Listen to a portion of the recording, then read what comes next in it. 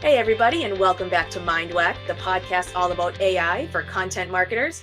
My name is Lori Kirkstead, and I'm the founder of Content Uncomplicated. And I'm Spider Graham, and I'm the founder of Gravity Clamp. And it is our pleasure to be back with you this week. And we want to talk about something I think is super, super important, Lori. And that is kind of what we're seeing in this rise of, let's refer to as the new spam. I heard someone I know referred to as the enshittification of the internet, which I think it might be a great way of putting it as well. But the challenge that we're running into is that AI and generative AI that allows us to create all this amazing content. It's also allowing people to create some pretty unremarkable content. And what starts to happen again is that we're starting to see this onslaught of fake videos that you see on YouTube channels. We start to see a lot mass produced. I didn't have to put any thought into this. I hope you click on this. And people going for impressions and grabbing attention without really providing anything of value. And again, we can talk a lot about how this is all working, but this idea of just because I pushed a button on ChatGPT and said, write me this book, doesn't mean it's a book anyone wants to write or read, I should say. And so now Amazon is being filled with all of these titles that frankly are not worthy of anybody's time. And so the question we have to really ask, perhaps, and answer is, what's the next step? How does this change over time? What are your thoughts? Well, this is related to what we talked about in our last episode with the proliferation of crappy content, right? It's like you could look at it as there's so much junk. What are we going to do? Or take a more like asset model approach and look at it like an opportunity. If like the way I'm looking at it right now is people are already putting out a ton of low quality content all the time. Lots of companies that I consult with, that's why they have random acts of content. And I'm not being insulting. It's a volume game to them. It's like crank it out, crank it out. So if you have AI and you can do that 100 times more, so what? It's not going to move the needle for you anymore. It's just going to create more noise. But to me, that makes it so you can be that like diamond in the rough, but you can shine even brighter. It's like, the shine bright like a dime. Well, I guess it's more like refract, like the Rihanna song. But the point is, it's like it's more junk. It's more, but it's not like you're having an equal competitor. And I think your point of this is noise. And in any communications model, noise is anything that gets between your message getting to the recipient. And if the thing they're using to tell your story is the noise itself, that's not going to work. And again, we talk about value propositions a lot in content marketing. And the thing is I want your time and attention. And in order to get your time and attention, I have to buy it. And to buy it, I have to give you something worth paying attention to, something worth saying, I'm going to give you 90 seconds of my life to read your stuff over. So hopefully you can persuade me in some meaningful way, right? This is really what we want to do as marketers. And if all you're doing is putting in filler, it's not going to do that. So, there's a great quote. I don't remember exactly. I think it was Truman Capote said about another writer, that's not writing, that's typing. It's cringeworthy in the sense it's super shady, but the point simply is that this idea of just because you wrote something or had a machine write it for you doesn't mean it's worth reading. It doesn't mean it's worth consuming. And I don't think that's always going to be the case. And we're seeing this, of course, with imagery. And by the way, I'm a big fan of the fact that we can kind of level the playing field and make it easier for people who may not have native great writing skills or artistic skills to be able to create content. I don't have a huge complaint about that. But I do find it very weird that we're creating an economy where these people are saying, I'm a maker and maybe you should buy my stuff. And like, no, well, the tools are here for all of us to create what we need. And if you're trying to copyright your AI images so that you can sell them to others, I think you missed the point. I think that's exactly right. And this harkens back to like when everything becomes ubiquitous and everyone can do it, it's sort of the issue of access, right? Everyone can has access, doesn't mean they always know how to use. And we talk about this a lot, like photography. Just because I buy a fancy camera or I have like the latest iPhone and it can take a really nice shot, it doesn't mean I'm a photographer. It does mean that I might not use some really expensive stock photo or hire someone for a certain thing, but it's only going to get you to a certain level, like music production. I mentioned this before too. I have family members that, came into a little bit of money and started a recording studio. That don't make you a producer, though. It just means you can buy stuff. Or what about even e-commerce, right? Like anyone can get a Shopify storefront. It doesn't mean that you know how to have an e-commerce business. It's the same thing with I can make all of this content, right? But like we said in our previous podcasts, If you're a content marketer applying the sound principles of content marketing, and this tool is going to help you, great. Crank out your volume, hit more people, expand your footprint. But if it's just doing more of the same garbage without the principles of content marketing, it's not gonna do anything, and it's not a threat to me. Right. And the content in this case is not content because content has to have a connection. And you bring up a good point. I mean, I can go to the hardware store and I can buy a hammer. That Mm-hmm. doesn't automatically mean I'm a carpenter as soon as I do that. Like, Yep. now I can build houses. Yep. You still have to understand how to use the hammer. And I think, like anything else, just because I have a computer with a keyboard on it Yep. does not make me a writer. Just Exactly. because I have the ability to output this hasn't changed.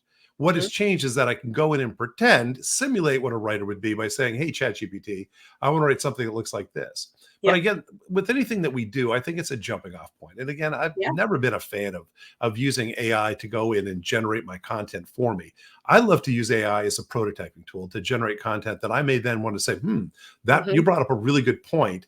Let me go write something about that and put it in my voice. And we'll talk, by the way, in the future. I found some interesting things to talk about this idea of generating a content brand voice and how that voice can be used in AI. Some cool stuff in that area. But anyway, we'll Absolutely. talk more about that.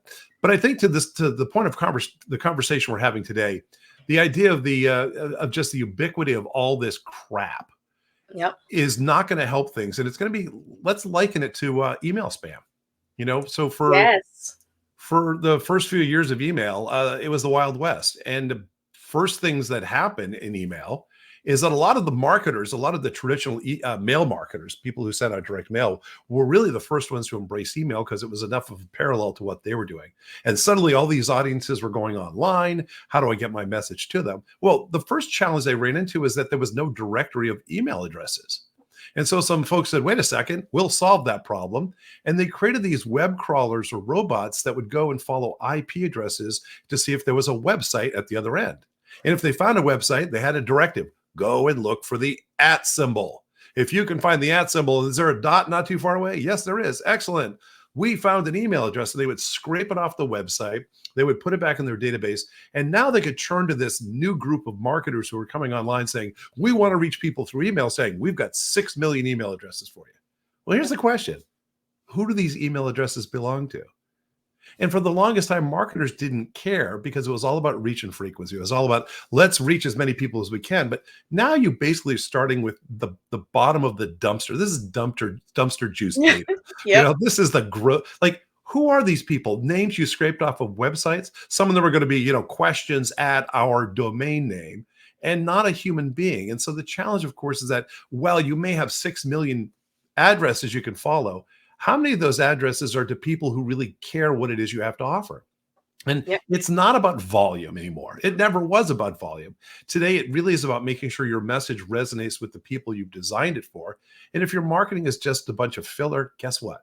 That's going to end up hurting your brand in the long Mhm. run more than it's going to help it. Yep. I think we sort of need to flip this conversation. I'm not against having more people have access to AI. I think No. we always have this doomsday. It's like, now there's so much crap. It's like, well, why don't we look at the benefits of, like, what I talked about in our last podcast? I'm not a data person, but I used certain prompts to ask ChatGPT to tell me common through lines, common themes for some data that I was analyzing. So what I was reading, and the articles we were passing around before, it's like the theme here is like the barrier to entry is kind of demolished now. So we're worried that this is going to become the next spam. Yes and no. Like, anytime everyone can access it, you're going to have good, you're going to have bad. We should always pay attention to what could happen, because we don't just want to have robots kill us and take over the world. No, But at no, that'd the, be but bad. exactly. But at the same time, like, I'm a writer. Writer doesn't scare me. Writing scares a lot of people. So to have something like ChatGPT that can get you started, like that little assistant, like that buddy, it takes the fear away. And that's the big thing here. People are afraid of tech in general, let alone AI that can, like, quote unquote think for itself. So I think we need to take the fear out of it and show how it can actually help people to, like, remove that layer of fear.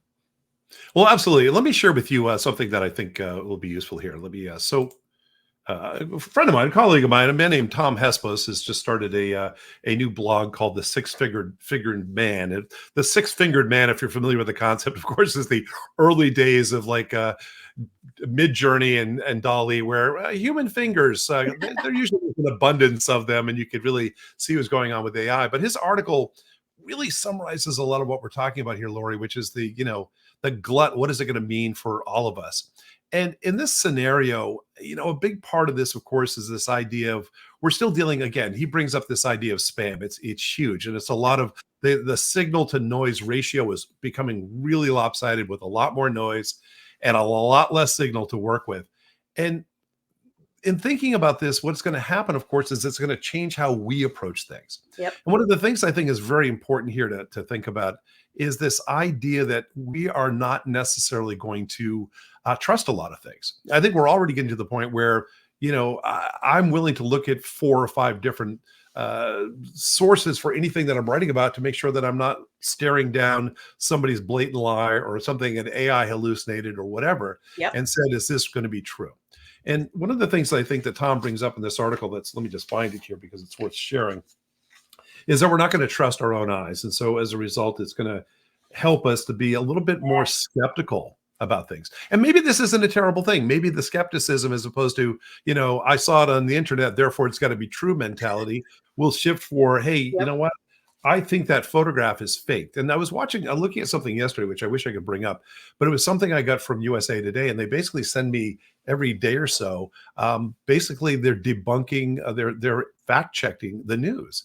And they're finding all these pictures that are being posted saying so-and-so said this. Of course, what's going on between Biden and Trump and Yep. the campaigns is you find out that the Trump, the Biden campaign never said that about anything. And this, Elon Musk never said this. And, there's just a lot of crap that's out there that's already making us doubt whether anything is real. And it Yep. has nothing to do with AI. It's just people behaving badly.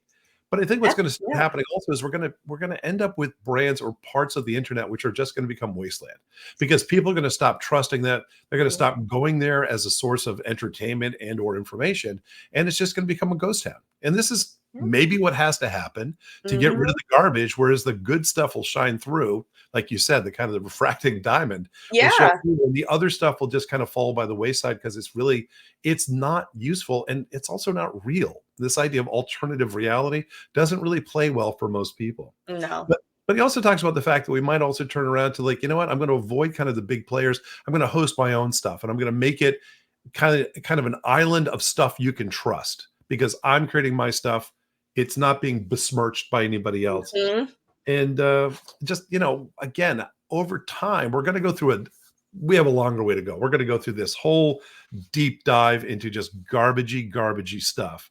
And I Yep. think it's only a matter of time before people have said, wait, I don't trust anything. Is there a source out there where I can go to where I don't have to wade through piles of manure to find the stuff I'm looking for? Yep. And you know what this relates to? The word trust needs to go hand in hand with AI, right?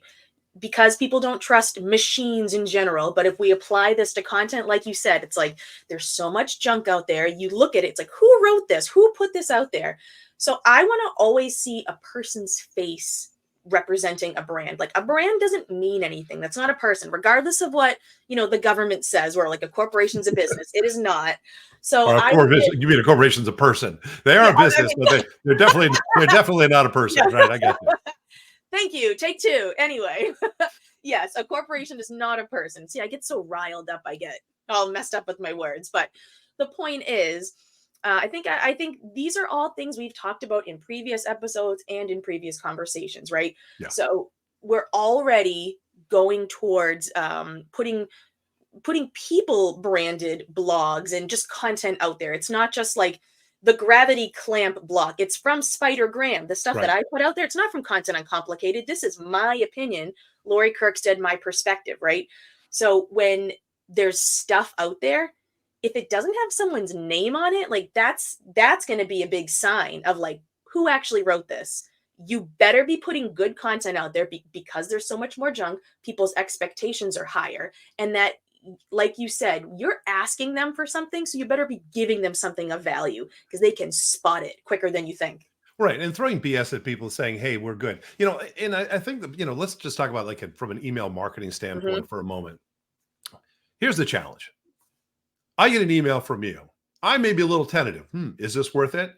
I open up the email. If the email is informative and interesting and maybe entertaining and engaging and leads me to a new place and a new understanding, it's probably time well spent. And I'm going to be like, okay, I'm glad I did that. Yeah. But conversely, if I open your email and it's filler and it's not really helping me out, then my attitude is, well, there's 90 seconds of my life I can never get back. And if we so happen to cross brands in the future and I have the same kind of relationship or reaction and like this is a nothing burger, the odds of me opening up an email from you in the future have dropped pretty close to zero. And this is a great way to destroy your brand, by the way. We don't have to go too deep into that. But if you want to, if we get you to a whole special on how to destroy your brand, this would be a great way to start. Yep. And it's funny, Spider, because I've seen websites that talk about AI training, not Gravity Clamp, but other AI training and people who talk about we shouldn't fear AI. And I can blatantly tell that article was written by AI. And it's not bad, but it says like delve in the realm and all this stuff. And I'm like, I appreciate it. I took value from this, but I have that level of knowledge that probably is like a little bit above the average person using AI for content. So wait till everybody has that, because this is like the Wild West where stuff's flying under the radar. But pretty soon you're not going to be able to hide because the telltale signs will be there for everyone to see. And maybe it's going to draw similar parallels to what we saw with spam. I mean, spam, with the start of email and spamming, as soon as people figured out that there was a super low cost of entry, right? It used to be like, any kind of marketing required some expenditure. But suddenly you have, you can do it for pretty much nothing. You can put a whole bunch of stuff out there and get in front of people. Yep. It wasn't until legislation stepped in and really the internet service providers started filtering stuff out that it got better. And for the longest time, I mean, for a period of time, and you may not remember this, email almost died. Because a lot of people are like, why would I use email? It's just nothing but spam. And I think we're going to run into the same thing with AI and with a lot of the content that's being created is why should I bother to be a content marketer? There's so much garbage out there. But I think to your point, I think a real human being can still peer through this and say, wait, that's the real one over there. That's legitimate and authentic. And this other stuff here is just filler. And like, there's always going to be people who do the black hat practices. And, I'm not saying that it's going to like destroy the world, but people are going to use it for not positive reasons. And I just keep thinking about black hat SEO practices. It's not exactly the same as AI, but it's like, ooh, here's a quick and easy way. But and then how many people also got penalized for using those practices by organizations like Google? Like, all right, you're cut off. We caught you cheating, basically. Here's what I always say, like, it's going to work until it doesn't. That's with anything, right? So that did work for stuffing keywords back in the day. You'd get traffic and maybe you'd make some sales, but there weren't any guardrails. So now, especially with content, here's another thing. With all of these Google updates, they keep talking about valuable content, and Google's going to know better than the average person how to detect AI content. The fact that it's written by AI, that's not an automatic penalty, but you need to make sure it has that value in comparison to your competitor. So like what I do, here's an easy way. We're always talking about AI is going to make everything so bad. Well, let's flip that. Here's how you can actually use it to your advantage, right? If I have a blog and I'm looking at my competitor and all of a sudden they're cranking out 3 blogs a week and I'm like, oh my God, we're losing on the volume front. Maybe take a look at what they're doing. Put them into ChatGPT. I don't have time to read 8 different blogs in my day. If I put it in and let it do the analysis saying, are they talking about things that I'm not talking about? Do they answer the questions this target audience has better than I do? Well, maybe not. That'll help you though. And you brought it around to probably the most important thing is who is your audience, right? If I'm just generating content randomly and having the machines do it for me, is that actually helping me speak to my audience? And it's like, again, so much of what we do today in marketing is more about relationship building than it is about, let me tell you something. Yep. Okay, let me tell you something is a big part of it. But again, you and I sit down and have a conversation. I might have something I want to share with you, but what's going to be most important to me in that sharing is that you're receiving what I'm saying. And I'm going to know that you're receiving it because you may respond to it in like, and oh, here's something else. And we have a conversation going back and forth. And if the conversation is just me talking at you, It's like that horrible, nightmare date where you just like, the narcissist just talks about themselves for 2 hours, Or like crypto or their new Y- podcast or yeah, something. let's talk about my crypto. Yeah, the point simply is that's no one ever walked away from that going, that was an excellent date. That guy just talked at me for 2 hours, right? Yep. And I think we're going to be able to sense the same thing. It's just Hmm. you're not building a relationship just by putting content out there. And by the way, let's not mistake content as being the key here. The relationship building using the content to get there is That's the the key here. mechanism. And Yep. if we're able to have a conversation that's give and take, and and there's benefit that I can exchange, but if I sent an email out to you every single day, that was just a whole bunch of nonsense that really made no difference in your life, I haven't accomplished anything, Hmm. even though I'm sending it out on a regular basis. I can see how this ability to crank stuff out is absolutely going to contribute to more random acts of content, because we've all been in a position, if you have a content role or even a marketing role, you've had some C-level person say, I have an idea, I want you to do X, Y, and Z. Normally, you should be able to pull up your strategy and say, doesn't really fit in our roadmap. I don't know why we do that. But maybe you have more of like a junior team and they have the ability to crank stuff out more. So they're actually being more reactive when they should be more proactive just because the tool allows it, but it's the opposite of what you should be doing. No, and I think once again, being reactive to anything is never going to be your strategy of choice. And knowing what's going on and keeping your finger on the pulse of what's happening is going to be key here. And again, just creating content is not the answer to all of our problems. Creating the right content for Yes. the right audience is kind of what our objective has always been. Hmm. And I think to your point, we're going to be able to kind of cross the uncanny valley and look at something and say that something's off. Something's Yep. off with that. That's not real human, because I Yep. speak human. I'm used to it.